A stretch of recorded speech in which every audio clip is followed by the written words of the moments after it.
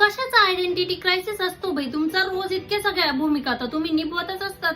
घरामध्ये कुणी आजारी पडू द्या, घरचा वैद्य तुमचा जागा होतो, काहीतरी घरगुती इलाज करून तुम्ही त्याला औषध देतात. झालं तुम्ही डॉक्टर, पापडांचं पीठ केव्हा भिजवायचं, कुड्यांचा चिक केव्हा काढायचा, अनारसांचं पीठ कसं आंबवायचं, सगळ्या फूडच्या सगळ्या प्रोसिजर तुम्हाला माहिती असतात. झालं तुम्ही प्रोसेस इंजिनियर, माहेरची वकिली सासरी तुम्ही आयुष्यभर करतच असतात. झाला तुम्ही वकील, घर खर्चामधून स्वतःच्या हौशेसाठी सोनं नाणं घेण्यासाठी पैसे तुम्ही शिल्लक पाडतात.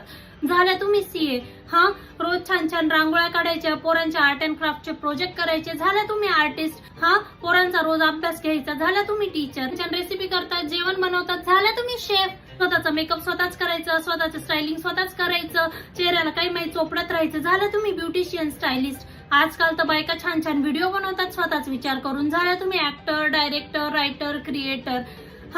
घरातल्या वस्तूंचे स्क्रू टाईट करायचे, लोकांच्या डोक्याचे स्क्रू टाईट करायचे. झाल्या तुम्ही मेकॅनिकल. पोरांना शाळेला उशीर होऊ द्या, स्कूटर विमानाच्या स्पीडने तुम्ही शाळेपर्यंत घेऊन जातात. झाल्या तुम्ही पायलट. घर छान सजवायचं, नीट ठेवायचं. झालं तुम्ही इंटेरियर डेकोरेटर, ऑर्गनायझर. तुम्ही मुलांच्या बॉडीगार्ड असतात, तुम्ही घराच्या वॉचमन असतात, तुम्ही रिपोर्टर असतात, तुम्ही प्रायव्हेट डिटेक्टिव्ह असतात, काउन्सिलर असतात. कोणती डिग्री देईल माणूस तुम्हाला? इतके सगळे कौशल्य आहे तुमच्याकडे. फक्त कागदाचा तुकडा नाहीये. समजलं का?